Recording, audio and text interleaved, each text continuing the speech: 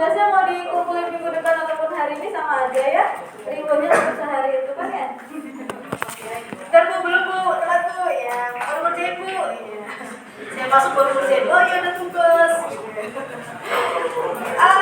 Kalau untuk tugas kelompok, mulai tugas-tugas berikutnya, kalau mengerjakan individu tidak akan saya terima. Jadi kalau tugas kelompok artinya harus mengerjakan berkelompok. Ya, kalau merasa kemarin nggak masuk karena sakit, maka harus aktif tanya di grup. Tadi ada tugas apa, berkelompok atau tidak, gitu ya. Kalau berkelompok, saya belum berkelompok, saya belum. Ada usahanya terlebih dahulu, gitu ya. Jadi mulai tugas berikutnya, kalau ada tugas kelompok, maka kalau mengerjakan individu tidak akan saya terima, gitu ya. Oke. Untuk tugas akan kita bahas nanti, karena kita masuk dulu ke materi berikutnya. Ya. Hari ini materi kita tentang algoritma. Jadi kalau pertemuan sebelumnya kita bahas tentang logikanya, maka hari ini kita akan bahas algoritmanya. Gitu ya. Apa itu algoritma? Algoritma adalah prosedur sistematis untuk memecahkan masalah matematis dalam langkah-langkah terbatas atau kronologis pengambilan keputusan untuk pemecahan masalah. Ini menurut KBBI atau Kamus Besar Bahasa Indonesia. Algoritma merupakan sekumpulan instruksi atau langkah-langkah yang dituliskan secara sistematis dan digunakan untuk menyelesaikan masalah atau persoalan logika dan matematika dengan bantuan komputer. Ini menurut Ferry Sismoro di buku beliau. Ya. Ini adalah pengertian dari algoritma. Apa syarat algoritma? Syarat algoritma menurut Donald E. Knuth harus memenuhi persyaratan. Yang pertama adalah finiteness. Apa itu finiteness?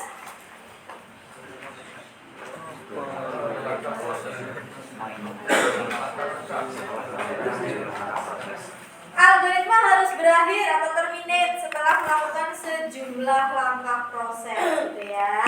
Jadi algoritma harus selalu ada akhirnya, sama seperti hubungan kalian.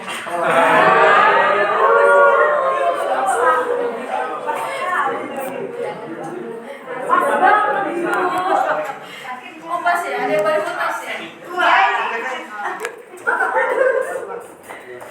Putus nggak apa-apa ya, nanti dapat lagi yang lain. Oke. Lalu yang kedua syaratnya adalah definiteness. Kalau definiteness berarti setiap langkah algoritma harus didefinisikan dengan tepat dan tidak menimbulkan makna ganda atau ambigu, gitu ya. Jadi algoritma dibuat dengan jelas.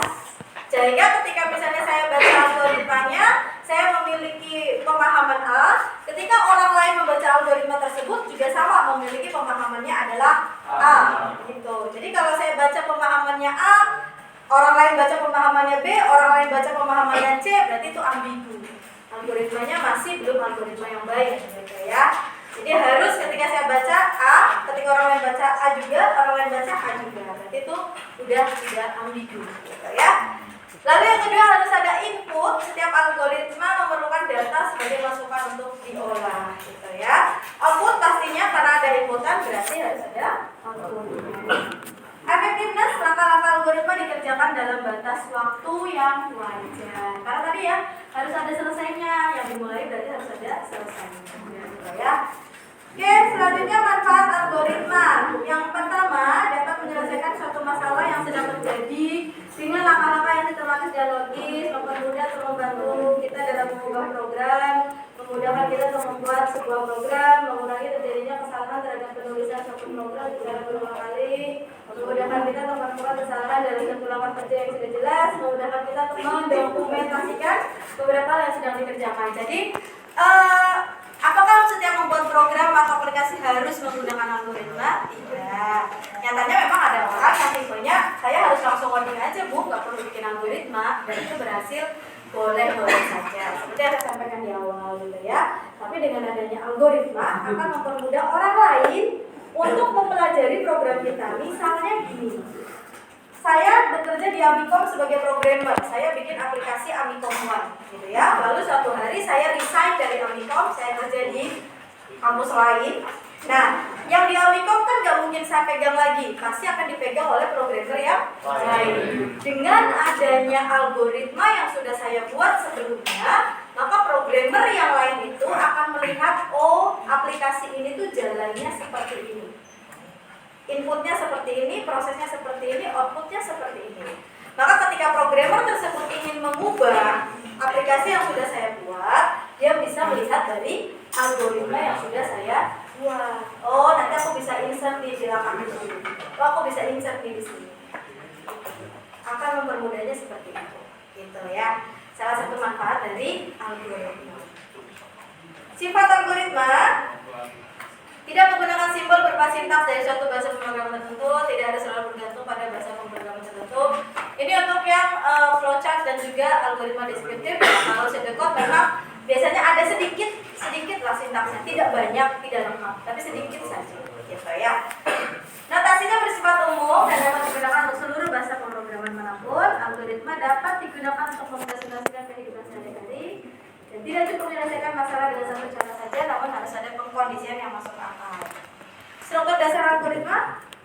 Algoritma ada 3 struktur yang akan kita pelajari secepatnya. Yang pertama adalah struktur urut atau sequence. Yang kedua adalah struktur pemilihan atau selection. Dan yang ketiga adalah struktur pengulangan atau repetition. Saya kan cepatan nggak? Pengulangan ya. Yang pertama adalah struktur urut atau sequence. Jadi ketika kita membuat algoritma itu ada yang urut, ada yang selection, ada juga yang pengulangan atau repetition, gitu ya.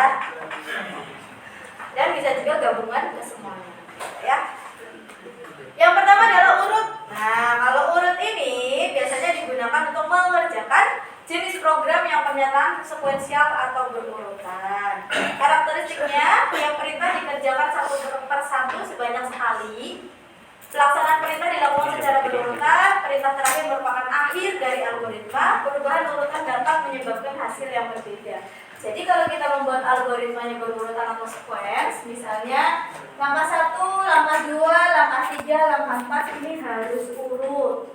Kalau mau mengerjakan nomor 2, maka harus kerjakan dulu nomor 1. Mau mengerjakan nomor 3, maka kerjakan dulu nomor 2, kerjakan dulu nomor 1. Mau mengerjakan nomor 4, kerjakan dulu nomor 3, nomor 2, nomor 1. Baru bisa mengerjakan nomor 4. Itu ya. Jadi kalau berurutan itu harus urut 1, 2, 3, 4. Selanjutnya adalah struktur dasar pemilihan atau selection. Kalau selection berarti ada yang dipilih.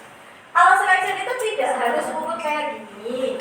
Namanya kita pilih berarti ada lebih dari satu pilihan. Ya.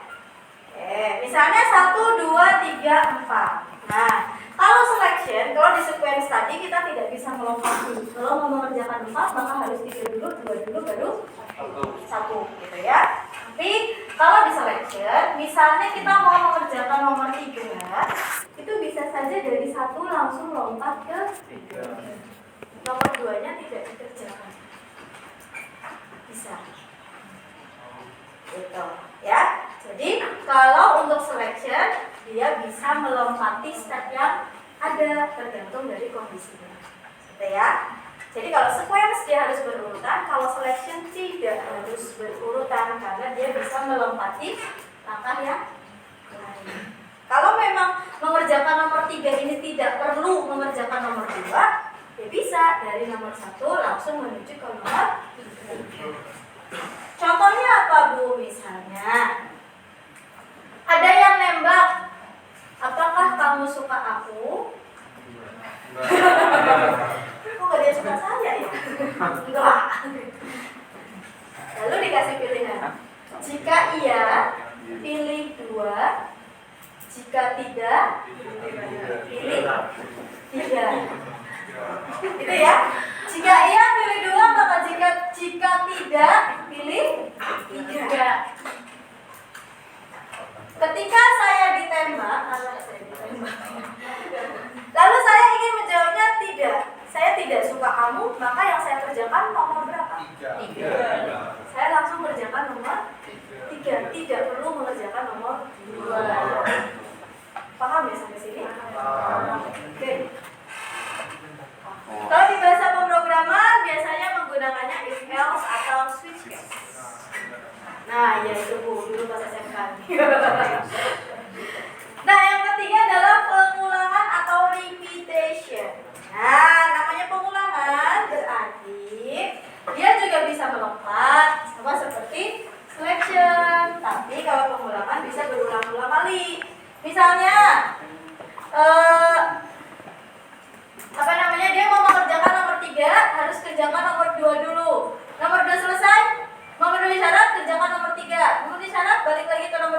kerjakan, balik lagi ke nomor 3. Terus begitu sampai tidak memenuhi syarat dan selesai ke nomor 4.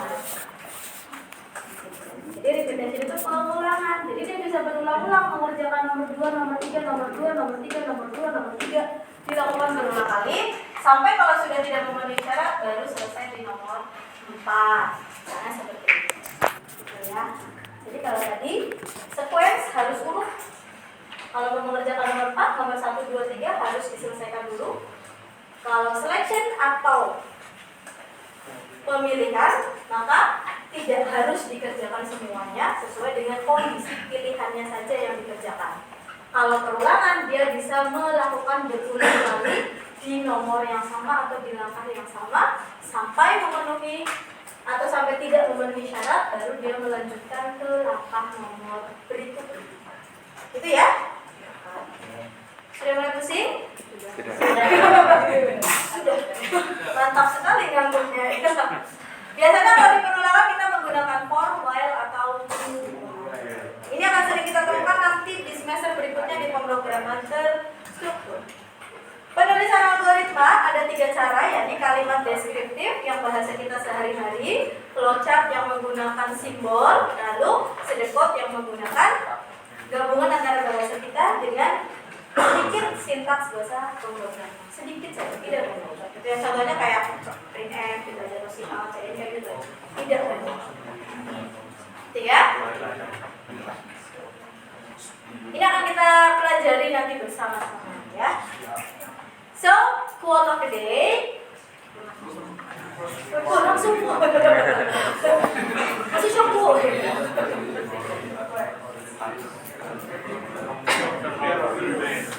Ada materinya nggak sih di was kita?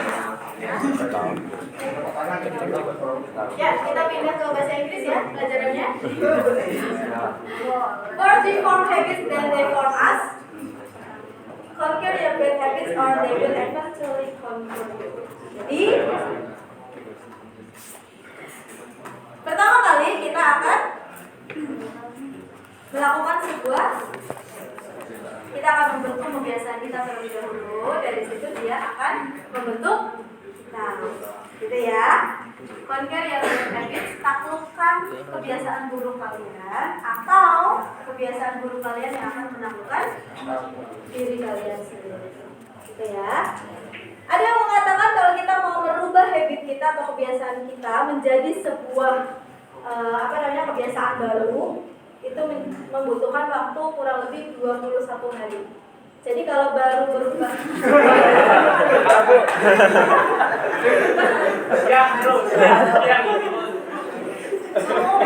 bisa pose.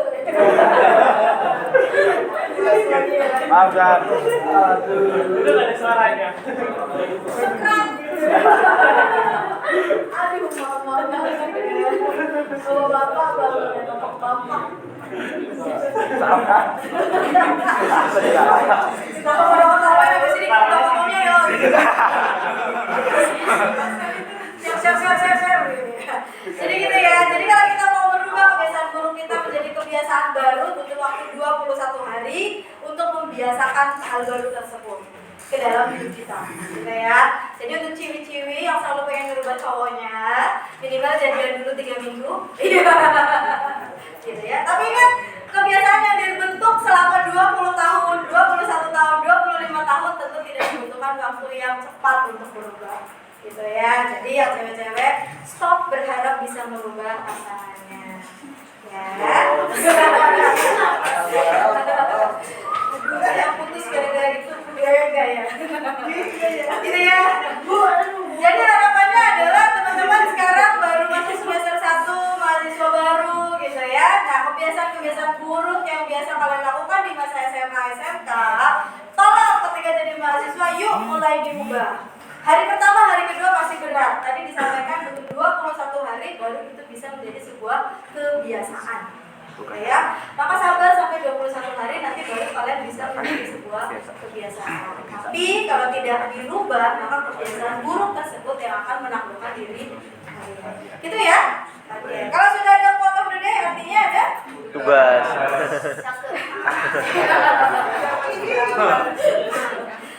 Bu, gak usah ngomong aja. tulisan algoritma, ingat dipelajari ya, artinya besok saja tiba-tiba ada kuis bisa jadi ya. Tapi tidak akan dikerjakan hari ini, karena hari ini saya akan membahas untuk tugas ini. Oke. Jadi untuk materi yang algoritma kita selesaikan sudah. Udah, ini satu kelompok.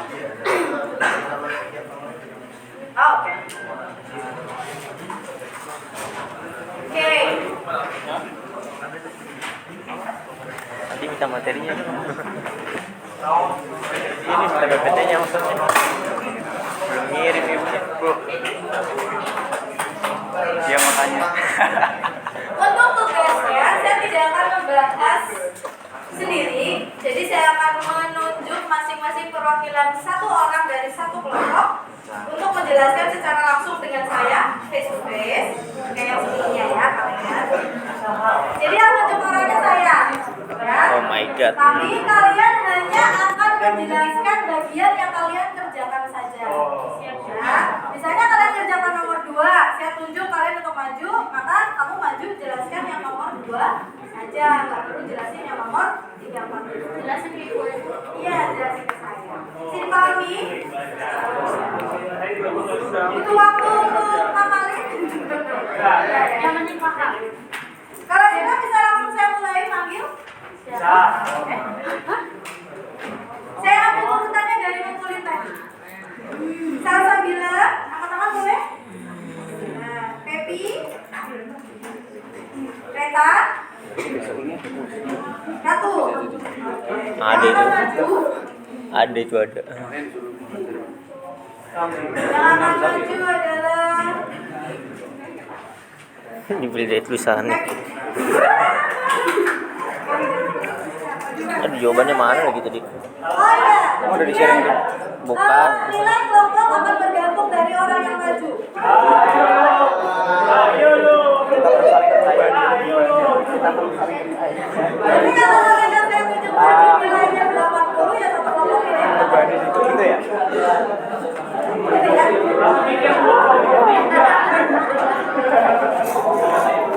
Ayo Mas, kita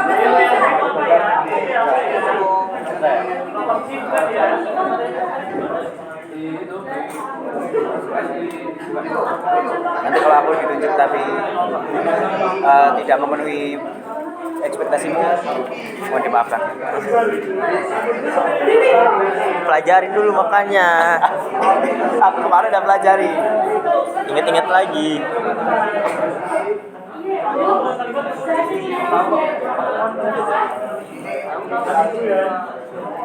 jelasin cuma yang kalian kerjakan aja, tenang aja.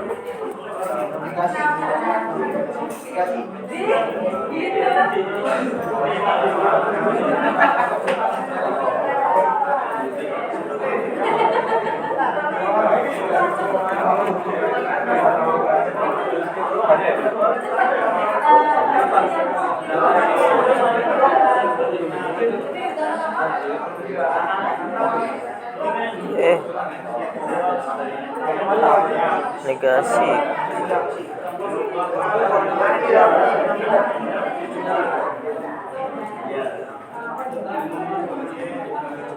Disjungsi.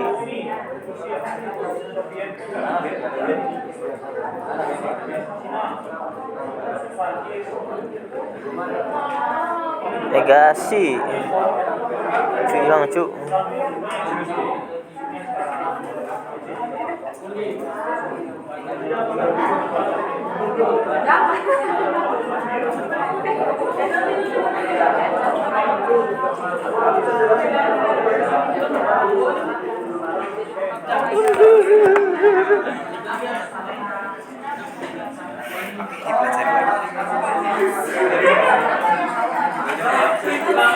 Mana jawabannya coba tadi?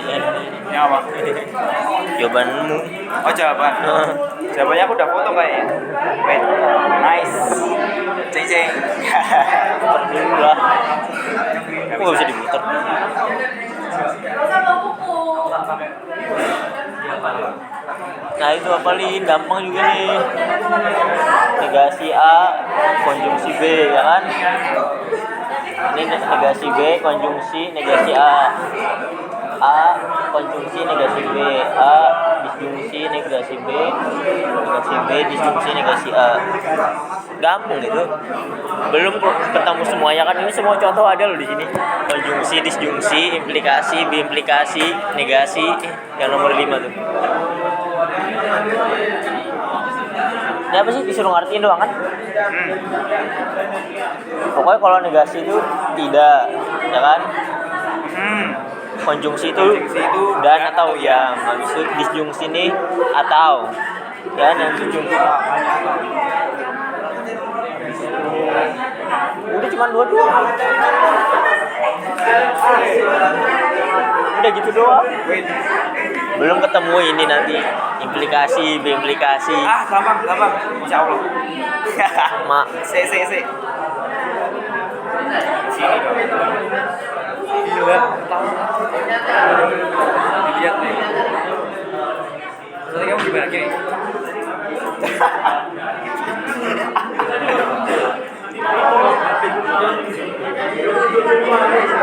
Oh, itu boleh baca buku juga. Terus di buku aja bocah.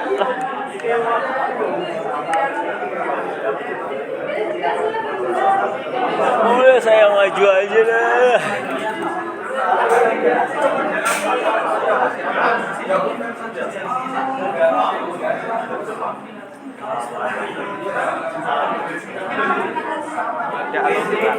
Jika maka ya.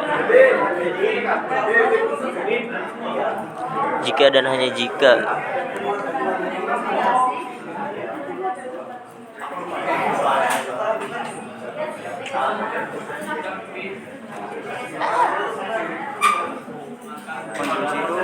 Dan atau yang. Kenapa gak ditulis di kertas? Kan misalkan nanti nggak boleh bawa buku. Boleh itu. Bodoh, ini jaga-jaga. Kelangkaan. Apa lagi? Yang nomor sebelumnya apa? Disjungsi ya. Disjungsi itu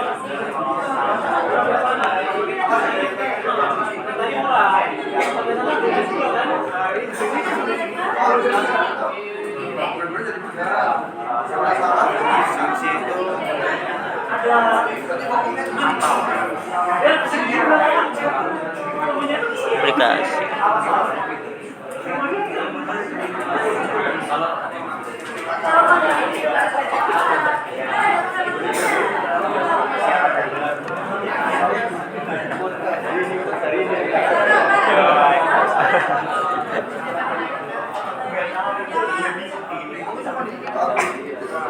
kau apa? Ini lagi belum baca. Paling habis ya ampun.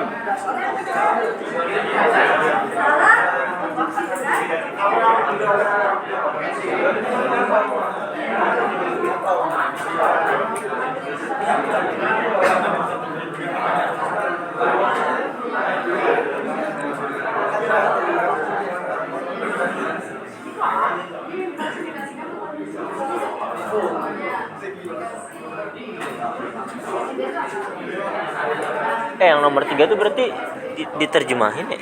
Bagaimana sih? Maksud? Enggak ini. Enggak, cuma baca doang. Berarti dia diterjemahin ke ini ya? Ke apa? Tabel kebenaran itu jadi kayak gitu kan? Apa gimana? Yang ngaji nomor 3 sih. Lihat aja jawabannya gimana. Wih. 3 mana 3?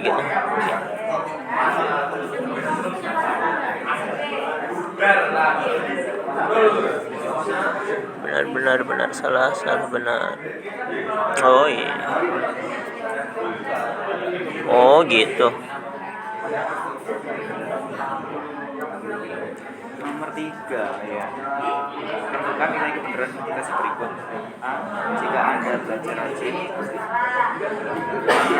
Anda akan ujian.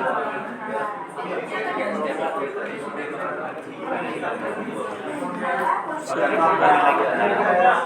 Oh, nilainya ini kayaknya kebalikan sama nomor 2 deh. Nomor 2 disuruh Nomor 2 tuh kalau dari yang aku tangkap ya. Jadi kayak gini tuh dijadiin kata-kata gini. kalau ini dibalikin ke sini. Kalau ini tuh dibalik. Jadi kata-katanya dibalik jadi kayak gini. Dibuat kayak gini, buat kode. Mungkin. Kalau dari yang aku tangkap. Yang ngerjain nomor 3 siapa? Tanya aja coba. Dari nomor 3 gini. Ya. Disuruh terjemahin berarti. Jadi mau cek ini gimana?